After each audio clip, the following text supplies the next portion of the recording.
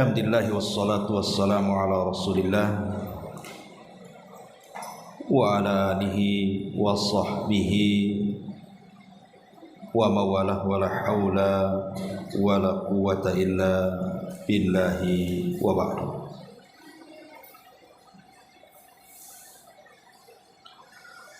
Alhamdulillah, di pagi ini kita bisa duduk kembali untuk bertolabul ilmi.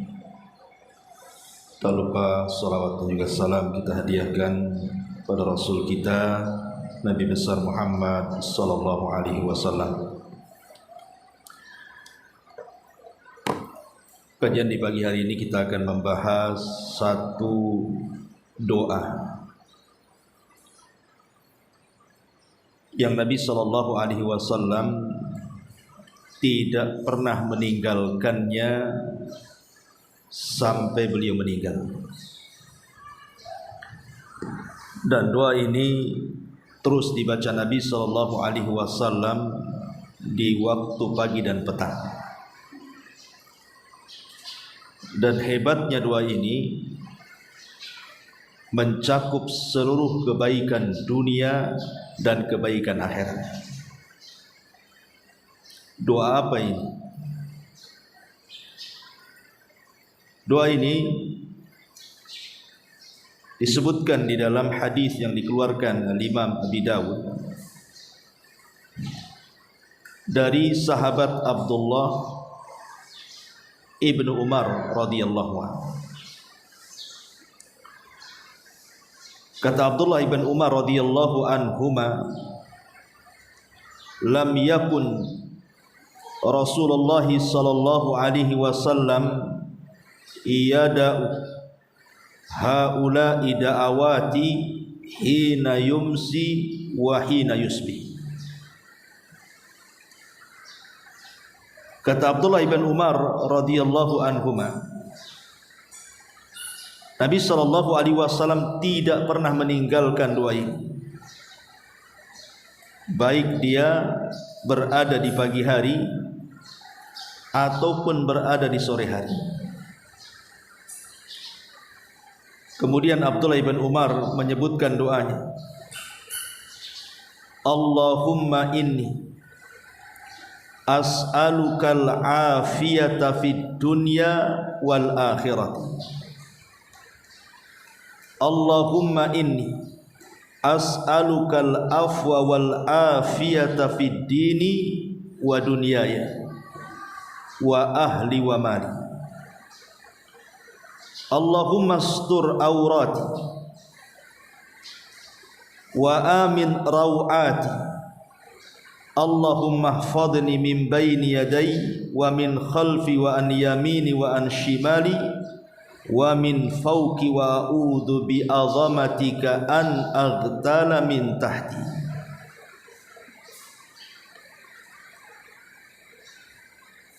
Kata Abdullah ibn Umar radhiyallahu anhuma, beliau berdoa seperti ini yang artinya, ya Allah, aku memohon kepadamu keselamatan dunia dan keselamatan akhirat. Ya Allah, aku memohon kepadamu agar engkau memaafkan diriku, memberikan keselamatan bagiku dalam agamaku, duniaku, keluargaku dan hartaku.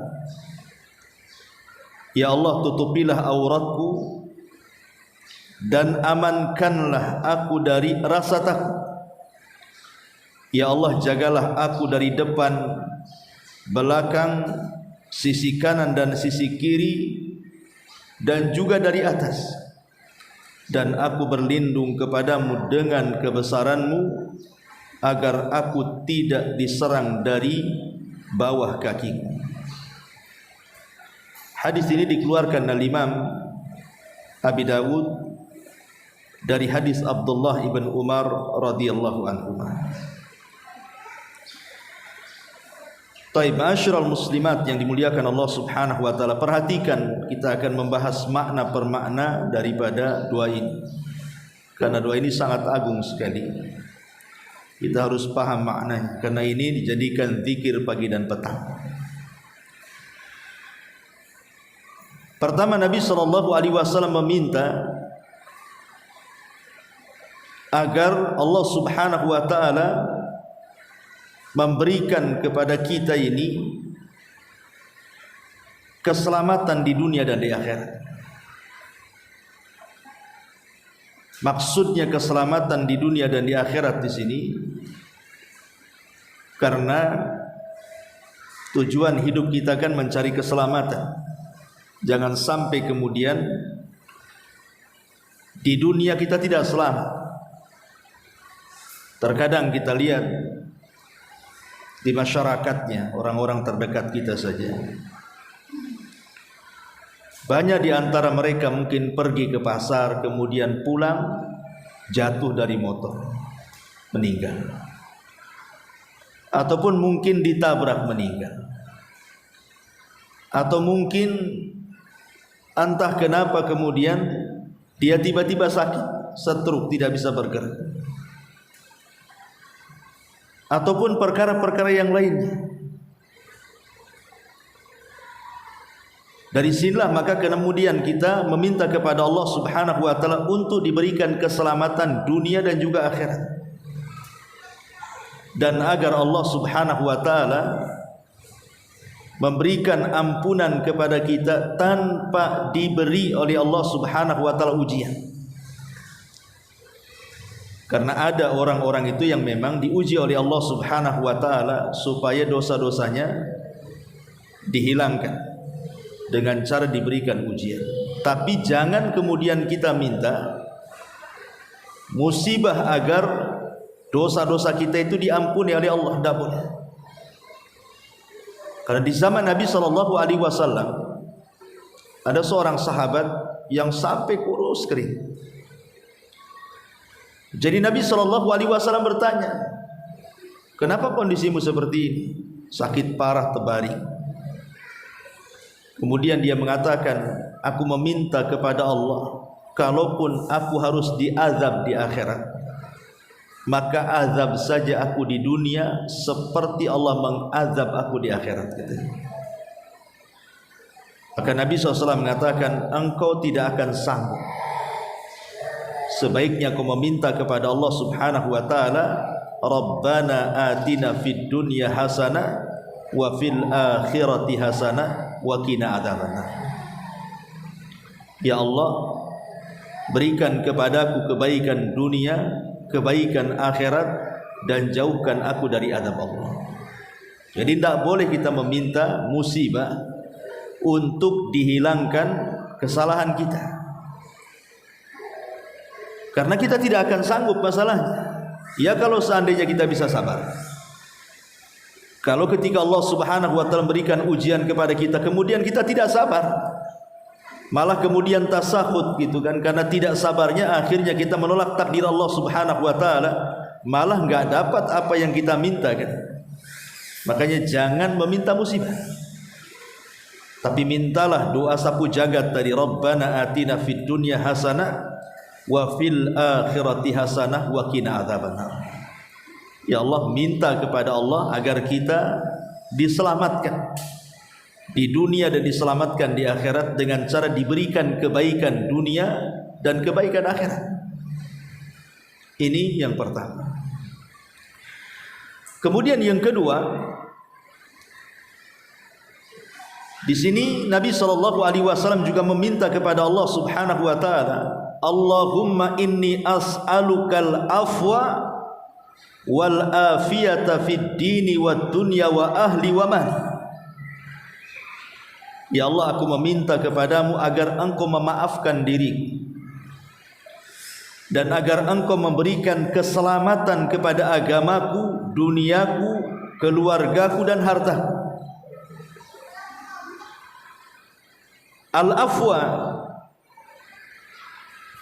ma'ruf, sering kita mengucapkan afwan, artinya kan minta maaf, afwan itu. Jadi ketika kita meminta kepada Allah Subhanahu wa ta'ala afwa, artinya kita meminta kepada Allah agar dosa-dosa kita diampuni, agar dosa-dosa kita diampuni oleh Allah Azza wa Jalla. Karena Manusia itu tidak lepas daripada dosa. Setiap hari kita melakukan dosa. Setiap hari. Karena dosa bagi Bani Adam itu sebuah kewajiban. Pasti, maksudnya sebuah kepastian anak Adam itu pasti berbuat dosa. Setiap harinya. Kalau ada orang yang mengatakan saya tidak pernah berbuat dosa, Ustaz, dustakan kata-katanya. Karena manusia itu setiap hari pasti berbuat dosa. Entah mungkin pandangannya, entah mungkin pendengarannya, entah mungkin lisannya, entah mungkin tangan dan kakinya, atau mungkin pikirannya. Setiap hari manusia itu berbuat dosa. Makanya karena setiap hari kita meminta, setiap hari manusia berbuat dosa, maka setiap hari pula kita meminta ampunan kepada Allah Azza wa Jalla. Jangan sampai ditumpuk-tumpuk dosa itu. Makanya di sini kalau bisa setiap hari kita katakan Allahumma inni as'alukal afiyata, Allahumma inni as'alukal afwa wal afiyah. Ya Allah, aku minta kepadamu agar Engkau mengampuni dosa-dosaku. Adapun kalimat al-afiyah, keselamatan di dalam agama. Karena banyak di antara saudara-saudara kita itu yang terkena syubhat dalam agamanya akhirnya sesat. Coba bayangkan di negeri kita saja, pemahaman agama ini kan bermacam-macam. Bahkan saya pernah berjumpa di Batam ini satu orang yang mereka tidak sholat, bahkan sempat berdebat sebentar gitu ya. Dia bukan ya tukar pikiran lah. Dia tidak sholat. Dan kalau kita jelaskan bahwa solat itu rukun Islam, solat itu perintah Nabi, kemudian keutamanya begini begitu dan lain sebagainya, mereka mengatakan kami solat juga, cuman solat kami tidak seperti solat kalian. Lalu ketika saya tanya seperti apa solatnya, dia mengatakan selama masuk waktu solat asal kita ingat Allah itu sudah dikatakan solat. Bukan tidak berdalil, berdalil juga mereka dengan Quran, di mana Allah Subhanahu wa taala mengatakan innas salata lidzikri, salat itu untuk mengingat aku. Artinya kalau sudah kita ingat Allah itu sudah dianggap salat katanya. Kemudian juga berdalil dengan firman Allah Azza wa Jalla wa'budullaha hatta ya'tiyakal yaqin, sembahlah Allah sampai datang keyakinan. Kalau orang sudah yakin berarti tidak perlu menyembah Allah lagi gitu. Padahal maksud dua ayat ini bukan seperti itu.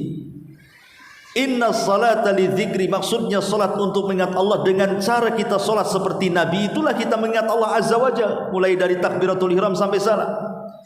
Dan yang dimaksud menyembah Allah sampai datang keyakinan, keyakinan di sini artinya al-maut, kematian. Bukan sampai yakin artinya sembah Allah sampai mati gitu maksudnya.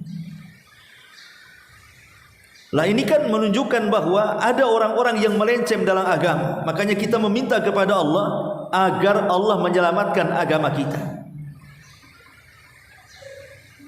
Kemudian juga maknanya menyelamatkan agama kita itu agar kita tidak terjerumus kepada maksiat dan dosa-dosa yang akan menciderai agama kita. Baik dosa yang berkaitan dengan Allah, seperti meninggalkan sholat, meninggalkan puasa, meninggalkan haji dan begitu seterusnya, atau sholat atau dosa yang berkaitan dengan sesama hamba, mungkin zalim kepada orang, mengambil hartanya, mengambil kehormatannya, dicaci makinya, digibahnya, dihinanya dan begitu seterusnya, dan itu bisa menciderai agama kita. Makanya kita meminta kepada Allah keselamatan. Atau boleh juga dosa yang paling besar, dosa kesyirikan, naudzubillah. Makanya penting kita meminta keselamatan kepada Allah untuk menjaga agama kita. Bahkan yang lebih parah lagi, ada yang kemudian sampai murtad. Karena dia tidak bisa menjaga agamanya kan, akhirnya murtad hanya gara-gara faktor ekonomi, hanya gara-gara faktor pasangan, menikah dan begitu seterusnya, dia bisa murtad. Makanya kita minta kepada Allah agar kita diselamatkan agama kita. Kemudian juga wa dunyaya, dan diselamatkan dari dunia. Seperti saya contohkan tadi, banyak saudara-saudara kita itu yang tidak selamat dunianya. Mungkin uangnya kerampok, mungkin rumahnya terbakar gitu ya. atau mungkin terkena gempa akhirnya habis kekayaannya, atau boleh jadi kemudian dia pergi kemana terjadi kecelakaan, kita tidak tahu ya. Makanya kita minta keselamatan kepada Allah dari dunia ini, karena musibah di dunia ini bermacam-macam tuh. Jangan sampai kemudian Allah uji dengan dunia kita. Kemudian juga wa ahli, dan juga minta keselamatan dari keluarga. Keluarga ini kan umum, mungkin diuji dengan anak-anaknya nakal, durhaka dengan orang tuanya, atau mungkin pasangannya selingkuh gitu ya. Ataupun mungkin akhlaknya kurang bagus, suaminya keras, jahat, suka mukul dan begitu seterusnya. Atau mungkin sebaliknya, justru istrinya yang kemudian kasar dengan suaminya, atau mungkin diuji dengan orang tuanya, atau diuji dengan kerabatnya, atau diuji dengan paman-pamannya. Namanya keluarga, pasti ada masalah. Gak mungkin keluarga itu tidak ada masalah. Maka minta kepada Allah Subhanahu wa ta'ala agar keluarga kita juga diselamatkan dari masalah-masalah yang kemudian menjadikan retaknya hubungan silaturahim, atau boleh jadi mungkin sampai bercerai ya. Makanya kita minta kepada Allah agar diselamatkan keluarga kita. Kemudian juga wa mali, Allah Subhanahu wa ta'ala khususkan dengan harta, karena memang harta inilah yang kemudian mendorong kita untuk hidup ya. Boleh jadi kemudian dibuat masalah dengan hartanya, entah pekerjaan suaminya, banyak masalah di PT-nya, atau mungkin ada kecelakaan di jalan karena mungkin dia mencari uang di jalan, atau mungkin karena tenggelam di lautan karena dia seorang nelayan. Macam-macam harta itu. Makanya kita minta kepada Allah Subhanahu wa ta'ala keselamatan, bukan hanya agama, bukan hanya dunia, bukan hanya keluarga, termasuk juga harta. Ataupun mungkin ada orang yang hasad dengan harta kita, dan tidak tahu. Orang hasad di sekitar kita ini tidak tahu. Dan hakikat orang hasad itu sebenarnya orang yang tidak percaya dengan takdir. Orang hasad itu orang yang tidak percaya dengan takdir.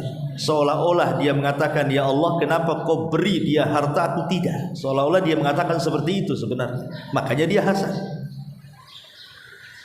Dan hasad ini ada kaitan dengan penyakit ain, penyakit mata. Bukan sakit mata belekan, bukan. Maksudnya ain ini bagian daripada sihir.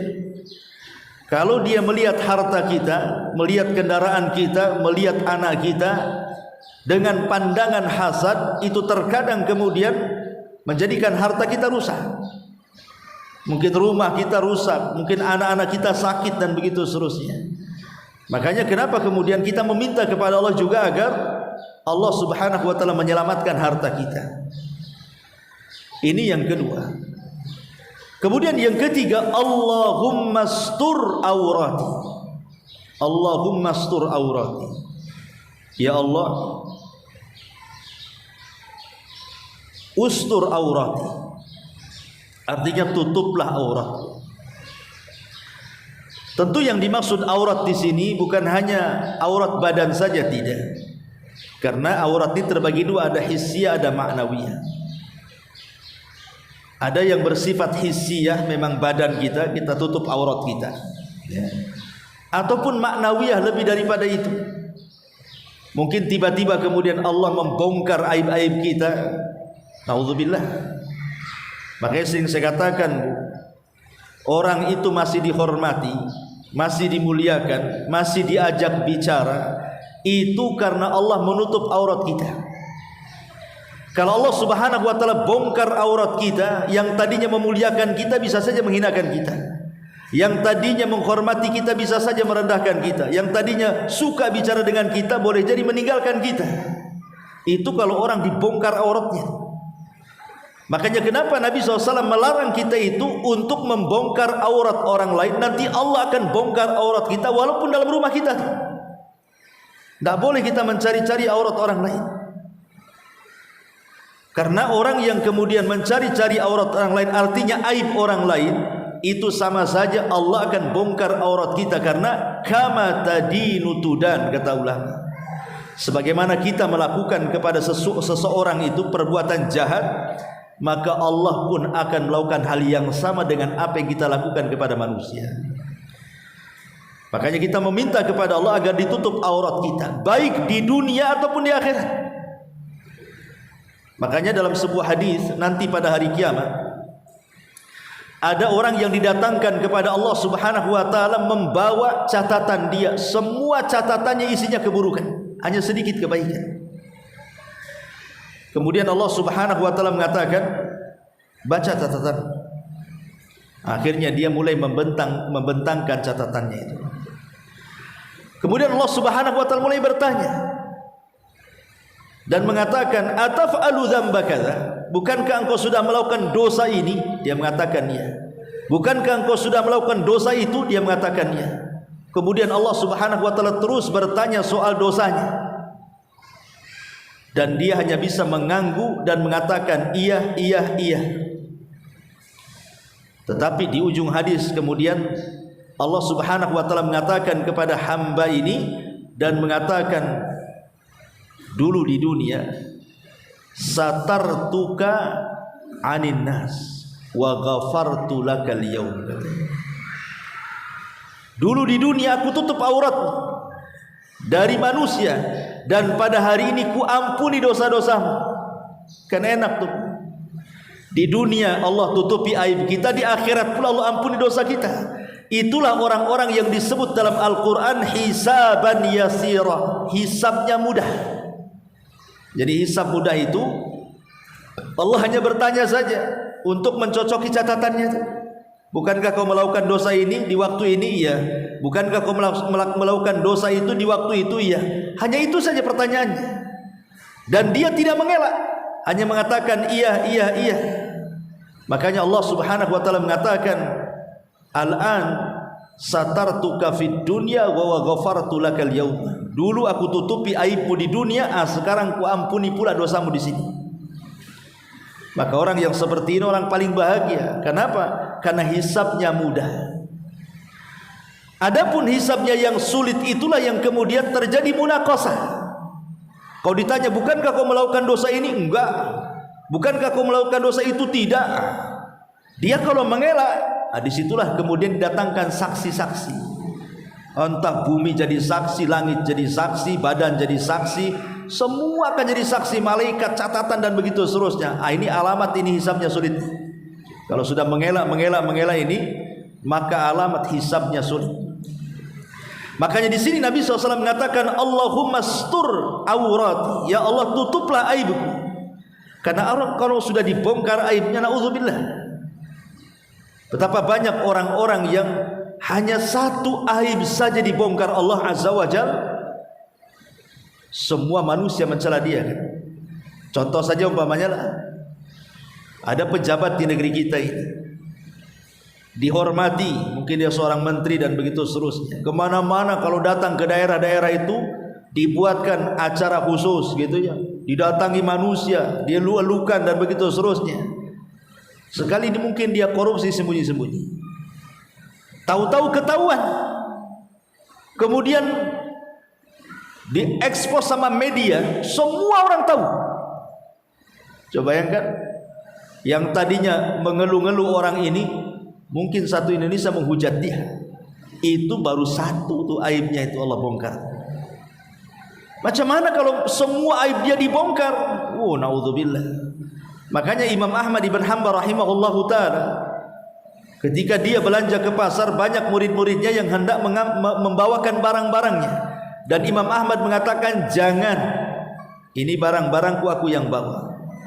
Kata murid-muridnya, ya Imam, antal imam, kau ini seorang imam, kami murid-murid engkau, biar kami yang bawa, sebagai ta'zim, bentuk pengagungan kami kepada anda.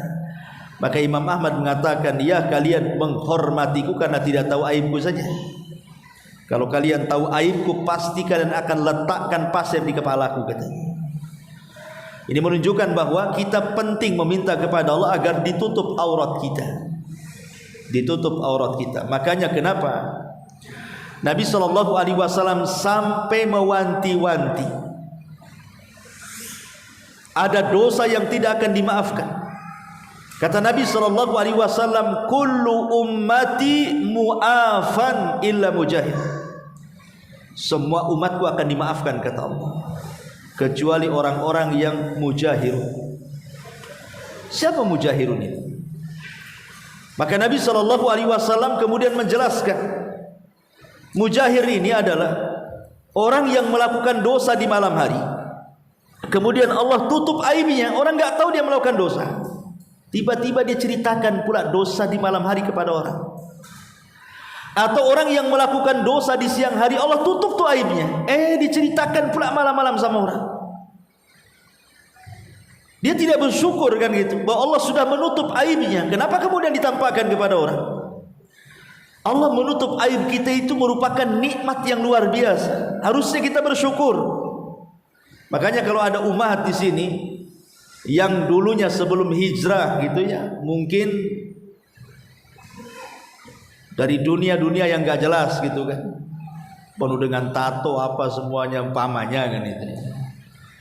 Kemudian hijrah, ditutuplah pakaiannya, hampir tidak nampak lagi kalau dia bertato.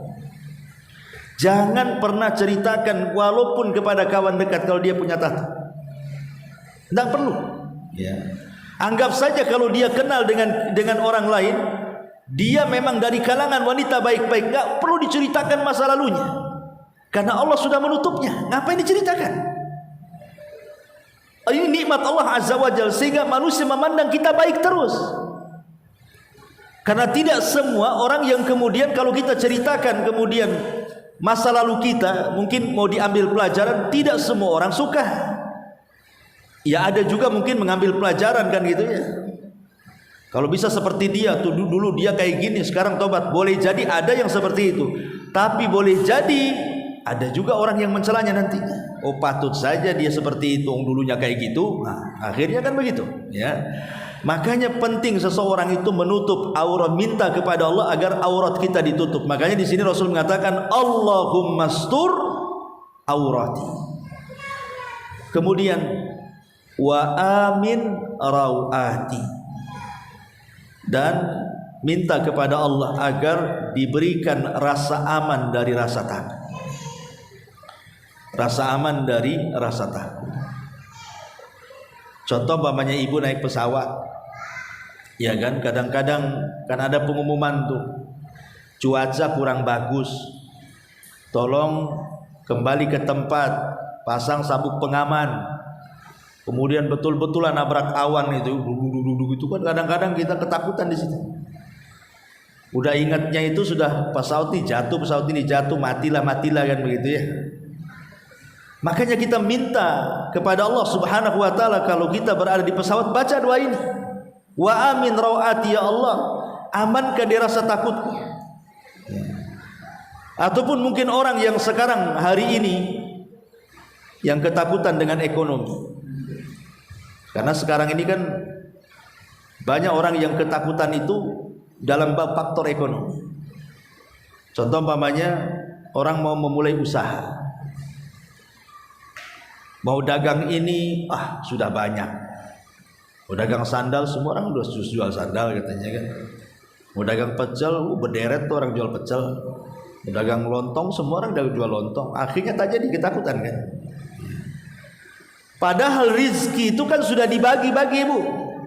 Walaupun nih anggaplah berjejer jual lontong nih, ya, tiga-tiganya dijual lontong berjejer, tiga-tiganya ini tidak ada hubung kait dengan saingan satu dengan saingan yang lain, tidak.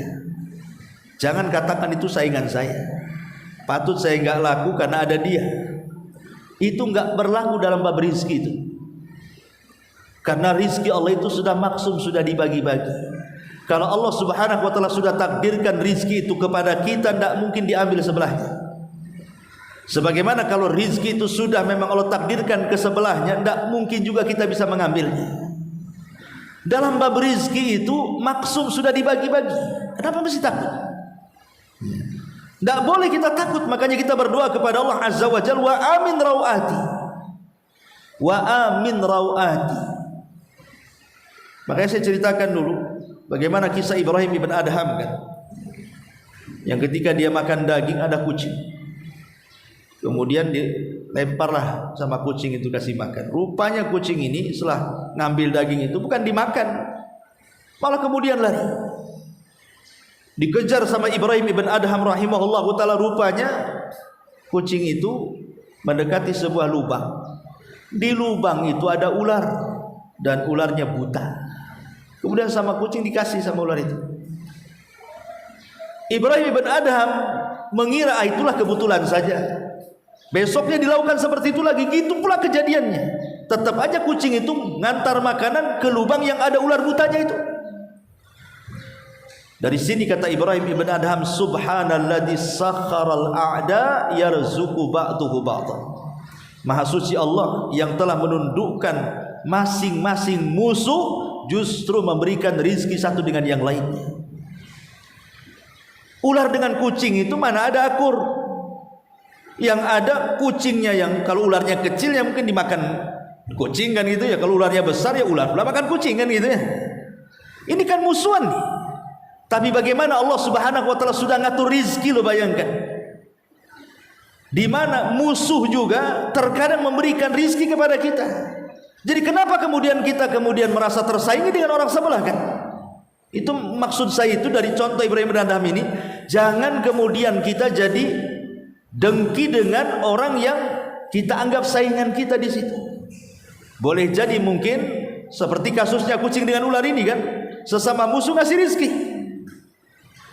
Boleh jadi mungkin dengan adanya orang ini akhirnya orang-orang pun datang. Mungkin karena ngantri malas akhirnya ke ibu juga. Siapa yang tahu seperti itu? Ya.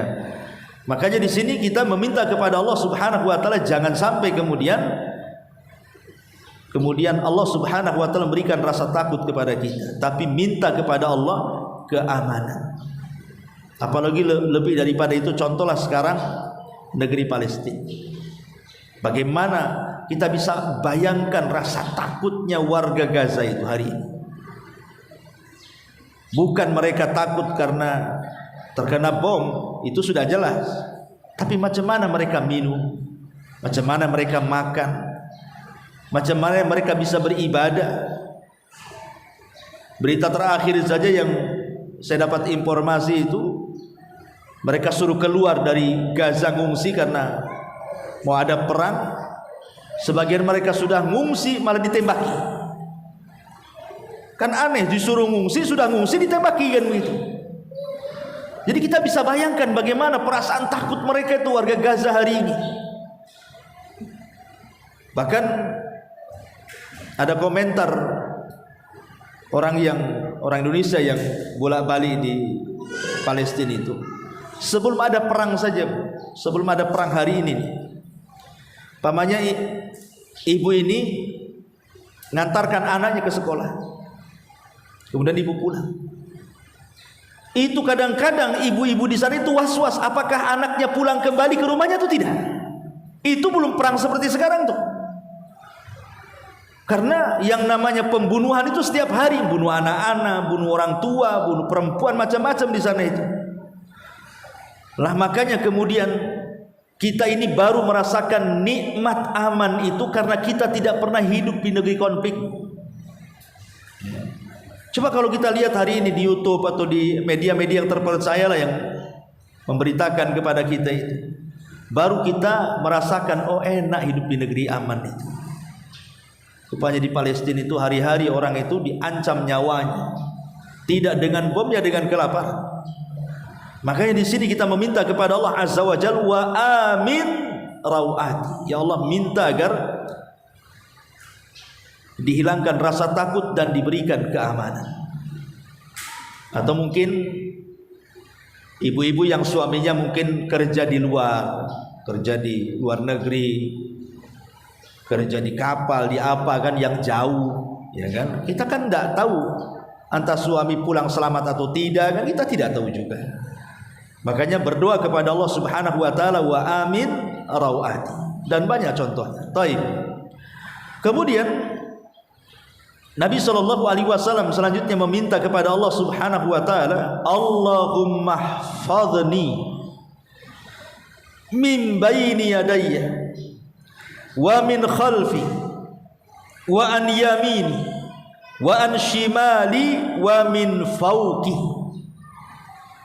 Ya Allah, berikan penjagaan kepadaku dari depan, dari belakang, dari kanan dan kiri, dan dari atas.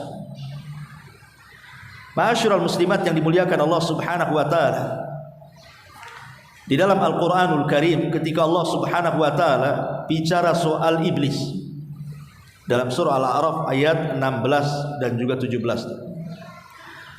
apa kata Allah? Iblis berkata di hadapan Allah, qala fabima aghwaytani la'aqudanna lahum siratakal mustaqim thumma la'atiyannahum min baini aydihim wa min khalfihim wa an aymanihim wa an syama'ilihim wa la tajidu aktsarahum syakirin. Karena engkau telah menghukum aku sesat, kata iblis, saya benar-benar akan menghalang-halangi mereka dari jalan engkau yang lurus. Kemudian saya, kata iblis, akan mendatangi mereka dan menggoda mereka dari depan mereka, dari belakang mereka, dari sisi kanan mereka, dari sisi kiri mereka, sehingga engkau tidak akan mendapati mereka hamba-hambamu yang bersyukur kepadamu. Artinya iblis tidak akan membiarkan kita untuk menjadi hamba-hamba Allah yang beribadah tulus kepada Allah Azza wa Jalla. Dia akan terus menggoda kita, tidak dari depan, dari belakang, tidak dari belakang, samping kiri, tidak dari samping kiri, samping kanan. Jadi kita ini dikepung oleh iblis itu dan anak buahnya. Makanya kita meminta kepada Allah Subhanahu wa taala agar Allah menjaga kita dari serangan-serangan iblis, baik dari depan, belakang, sisi kanan, sisi kiri, atas dan bawah. Walaupun iblis tidak akan menguasai dari atas. Iblis itu hanya menguasai depan, belakang, kiri, kanan aja kan. Karena atas ubun-ubun itu tidak bisa dikuasai oleh iblis. Ubun-ubun itu di tangan Allah. Makanya Al-Quran tidak mengatakan, ketika iblis mengatakan aku akan mendatangi mereka dan menggoda mereka dari depan, belakang, sisi kiri dan kanan, dan tidak disebut dari atas kan. Karena iblis tidak bisa menggoda dari atas. Karena ubun-ubun manusia, kata Nabi SAW dalam doanya itu, nasiyatim biyadi, ubun-ubunku berada di tangan Allah Subhanahu wa ta'ala. Ubun-ubunku berada di tangan Allah. Kalaupun kemudian iblis hendak, anak buahnya dan iblis dan anak buahnya hendak menggoda kita, itu paling dari sisi belakang, tengkuknya sini, tapi dari atas tidak. Dengan cara apa? Mengikat setiap kita hendak tidur di malam hari, 3 ikatan, itu saja. Kemudian apabila sudah mengikat, kemudian iblis pun meniup-niupkan agar kita jangan bangun, tidur, malam masih panjang, maka kemudian setan akan bersarang di mana, Bu? Di kedua lubang hidung kita. Jadi dia akan bersarang di kedua lubang hidung kita, dan setiap dia kemudian buang hajat kecil, maka akan ditumpahkan di telinga. Makanya kenapa kemudian Nabi SAW mengatakan apabila seseorang terbangun, kemudian dia berzikir kepada Allah, zikir apa saja, mau membaca subhanallah, alhamdulillah, baca Allahu akbar, la ilaha illallah, terserah dia zikir apa saja, maka hilang satu ikatan kan. Kalau ibu berwudu, maka hilang 2 ikatan, bukan hanya 2 ikatan, terusirlah itu setan yang di lubang hidung tuh. Dan apabila ibu sholat, maka hilanglah kemudian 3 ikatan, maka menjadilah hati kita hati yang baik, jernih, dan kita akan menjadi orang yang semangat menghadapi hidup. Maka di sini kita meminta kepada Allah Azza wa Jalla agar kita dijaga dari godaan setan iblis itu, dari depan, belakang, kaki kanan, kiri, atas, bawah. Karena jangan sampai kemudian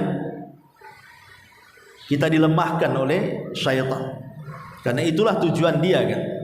Tujuan kita itu menggoda kita itu dari arah mana saja. Allah Subhanahu wa taala mengatakan wala tattabi'u khutuwatis syaitan. Jangan sekali-kali kalian mengikuti langkah-langkah setan. Kenapa? Karena setan itu aduwwu mubin, musuhmu yang nyata. Coba bayangkan langkah-langkah setan. Pertama yang paling tinggi, orang dibuat syirik. Suruh syirik kita kepada Allah, datang ke dukun, percaya tangkal, datang ke kuburan minta-minta.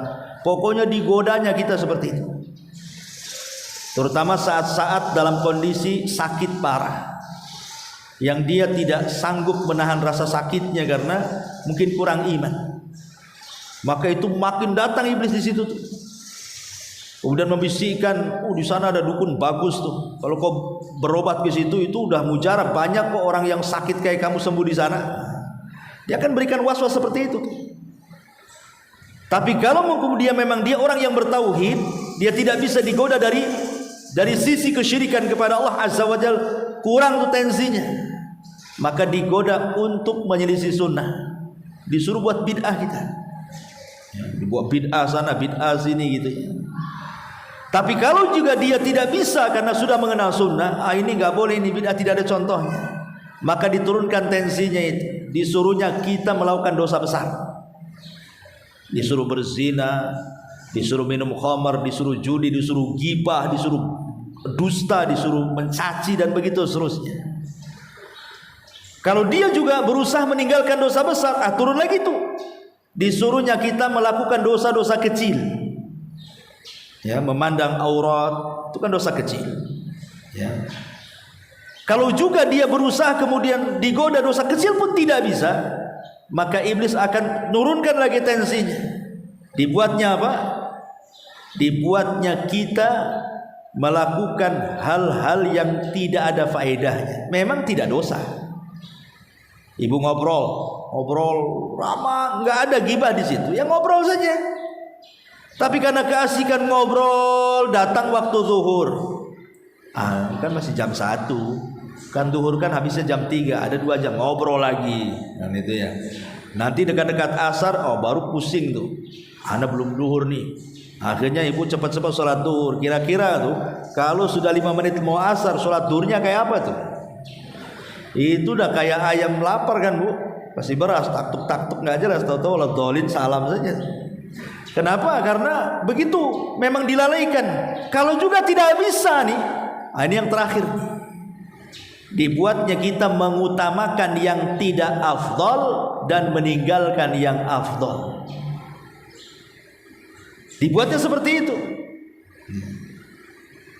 Jadi kalau sudah kemudian, itulah bentuk-bentuk langkah-langkah setan kan. Dia dari semua sisi itu makna dari depan, belakang, kiri, kanan itu maksudnya. Karena dia akan menggoda dari semua sisi. Tidak bisa dari keburukan. Umpamanya ibu disuruh berbuat jahat nih, tidak mau. Dibuatnya ibulah berbuat baik. Sana bantu, sedekahkan tuh, kasihan orang itu.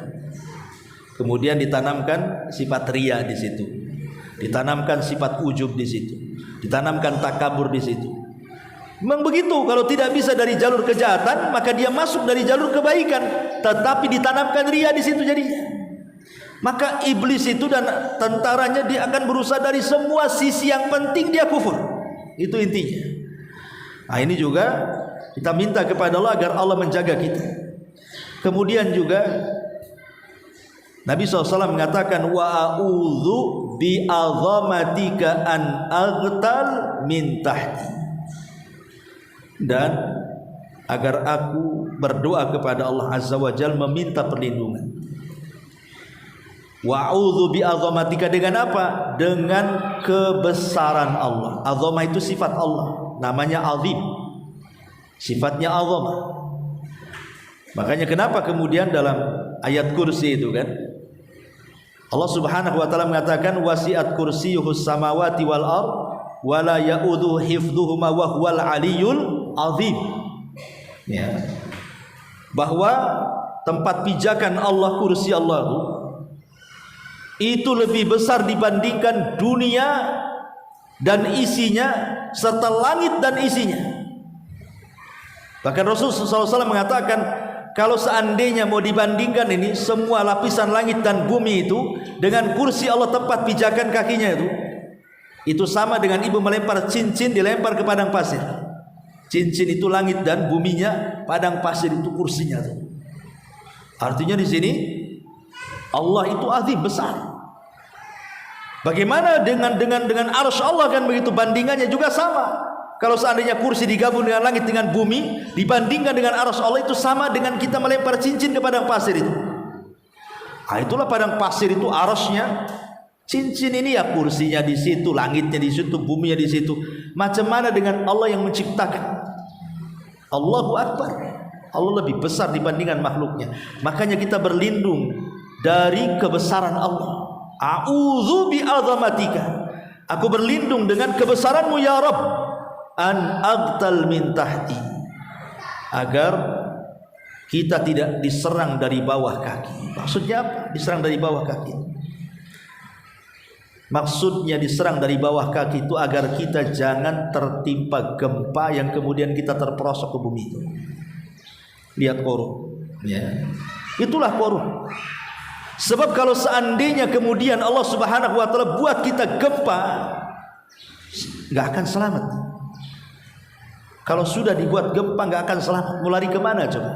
Pemain satu Batam ini Allah gempakan. Ibu mau lari kemana? Nyemplung di laut? Gak mungkin kan gitu. Pasti akan kena. Makanya kita lihat coba. Daerah-daerah yang pernah kena gempa di negeri kita ini, seperti Lombok, Jogja, Aceh dan begitu seterusnya, baik yang diselingi dengan tsunami atau tidak, mesti memakan korban bukan hanya 1-2, bisa ratusan, bisa ribuan, dalam waktu sesingkat-singkatnya, dalam waktu yang kita tidak sadar kita akan tertimpa di situ. Siapa yang nyangka orang Lombok itu akan gempa atau Jogja dan begitu seterusnya? Kan tidak tahu. Tahu-tahu gempa saja begitu. Makanya dahulu Nabi SAW pernah menceritakan tentang kisah akhir zaman. Kisah akhir zaman ketika Imam Mahdi dibaiat di antara dua rukun. Maka akan datang tentara dari Syam. Mereka tidak suka dengan pembaiat itu, membawa pasukan besar untuk membunuh Al-Mahdi yang ada di Mekah. Maka pasukan itu kemudian datang dari Syam. Ketika sampai di antara Mekah dan Madinah, ada namanya Baida di situ. Maka kata Nabi SAW, maka Allah akan kirim gempa dahsyat sehingga mereka terperosok semua masuk ke bumi. Bukan hanya orang-orang yang akan membunuh Al-Mahdi saja, orang yang lalu lalang di situ aja ikut masuk di situ. Sehingga Aisyah bertanya, okelah orang-orang yang hendak membunuh Al-Mahdi itu digempakan sehingga terperosok ke bumi kemudian mati semuanya. Ya karena itu memang balasan Allah. Lah bagaimana pula orang yang lulalang dan ada hubung kait dengan orang yang akan membunuh Al-Mahdi? Mungkin dia ke pasar, mungkin dia ada perlunya. Maka Rasulullah SAW mengatakan, yub'atsuna yaumal qiyamati ala niyati. Mereka akan dibangkitkan pada hari kiamat sesuai dengan niat mereka. Makanya kita berdoa kepada Allah jangan sampai kemudian diserang dari bawah. Ya. Jangan sampai kita ini terkena gempa kita belum bertobat kepada Allah Azza wa Jalla. Tahu-tahu mati belum tobat lagi udah mati, ketimpa runtuhan itu. Maka di sini dan ini sebuah kenapa kemudian dikhususkan serangan dari bawah kan? Karena umumnya serangan dari bawah itu orang tidak selamat masalahnya. Sementara kita belum memperbaiki diri, belum memperbanyak amalan, belum bertobat, tahu-tahu sudah mendapatkan yang seperti ini, bencana alam, akhirnya kita pula meninggal di situ, naudzubillah. Lah inilah kemudian disebut oleh para ulama, doa ini adalah doa yang menyapu seluruh kebaikan dunia dan kebaikan akhirat. Kemudian yang kedua, ada doa yang sama yang mencakup dunia dan akhirat. Artinya kalau ibu membaca doa ini juga, maka ibu akan mendapatkan semua kebaikan dunia dan semua kebaikan akhirat. Dan doa ini selalu dibaca Rasul ketika duduk di antara dua sujud. Selalu dibaca Nabi. Disebutkan dalam sebuah hadis yang disahihkan oleh Imam Hakim dan lafadznya dikeluarkan Imam Abi Dawud dari Abdullah bin Abbas radhiyallahu anhu. Kana yaqulu baina sajdataini, Nabi sallallahu alaihi wasallam berdoa di antara dua sujud, Allahumma gfirli warhamni wahdini wa'afini warzuqni. Allahumma gfirli, ya Allah ampuni dosa-dosaku. Warhamni, ya Allah turunkan rahmatmu untukku. Wahdini, ya Allah berikan hidayah kepadaku. Wa'afini, ya Allah berikan kesehatan kepadaku. Warzuqni, ya Allah berikan rizki yang berkah kepadaku. Ini mencakup kebaikan. Ini yang kita cari di dunia. Apalagi yang ibu cari kecuali 5 perkara ini. Pertama, ampunan dari Allah. Yang kedua, rahmat dari Allah. Yang ketiga, hidayah dari Allah. Yang ketiga, kesehatan dari Allah subhanahu wa ta'ala. Dan yang kelima, rizki. Itu yang kita cari. 5 perkara ini yang kita cari. Ibu mau nyari apa lagi? Maka beruntunglah kalau seandainya orang diberikan 5 perkara ini. Kalau Allah berikan 5 perkara ini, Bu, dunia akhirat selamat, Ibu. Pertama, kita diampuni dosa-dosanya. Yang kedua, kita diberikan rahmat oleh Allah. Karena orang masuk surga itu bukan karena amalan kita. Orang masuk surga itu karena rahmat Allah. Sampai pun kepada Rasul. Ketika Rasul mengatakan semua umatku akan masuk surga dengan rahmat Allah. Sahabat mengatakan termasuk engkau, ya Rasul? Iya, termasuk aku, katanya. Kemudian hidayah. Karena hidayah inilah yang kemudian menyelamatkan kita di dunia untuk keselamatan kita di akhirat. Kemudian kesehatan. Makanya sering saya katakan, Bu, serendah-rendahnya nikmat Allah itu kan harta. Rizki itu sebenarnya nikmat Allah yang paling rendah. Bukan, tapi itu pula yang kita minta, aneh kan? Rizki yang paling rendah itu kekayaan. Rizki yang paling rendah itu kekayaan. Rizki dunia itu paling rendah. Nikmat Allah yang paling rendah. Tapi nikmat Allah subhanahu wa ta'ala yang paling tinggi itu kesehatan. Karena dengan kesehatan itu kita bisa mengamalkan Islam dan iman, yang merupakan nikmat terbesar Allah. Coba lihat orang sakit, apalagi sakitnya sampai terbaring. Mau apa dia? Haji tak bisa, umroh tak bisa, sholat pun udah susah, zikir pun susah karena mulutnya udah susah ngomong, kan itu kan. Sulit kalau orang tidak diberikan kesehatan itu. Makanya pertama sebenarnya jangan minta soal rizki dulu, minta dulu kesehatan. Dengan kesehatan itulah kita supaya mendapatkan nikmat Islam dan iman. Kita bisa menjalankan keimanan kita dan kita bisa menjalankan keislaman kita dengan sempurna. Kayak ibu nih sehat, bisa ngaji di sini. Banyak kok yang ingin ngaji ke sini tapi sakit, tak bisa datang dia. Ini kan nikmat Allah subhanahu wa ta'ala namanya. Makanya kita minta kepada Allah kesehatan. Sehat ini semuanya bisa. Ibu bisa melayani suami, bisa mendidik anak-anak, bisa beribadah kepada Allah, kemudian bisa menjaga hak kita, macam-macam semua kena kalau kesehatan itu. Kemudian juga makanya diakhirkan warzuqni. Lihat, rizki diakhirkan di sini.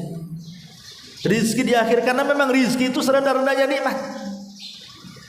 Tapi aneh kemudian manusia itu lebih memilih meminta kepada Allah yang rendah dengan melupakan yang tinggi. Inilah diantara dua doa kalau kita mau baca, Bu, ini kita akan mendapatkan kebaikan dunia dan akhirat. Wallahu a'lam bishawab. Baik, sebelum saya tutup silakan.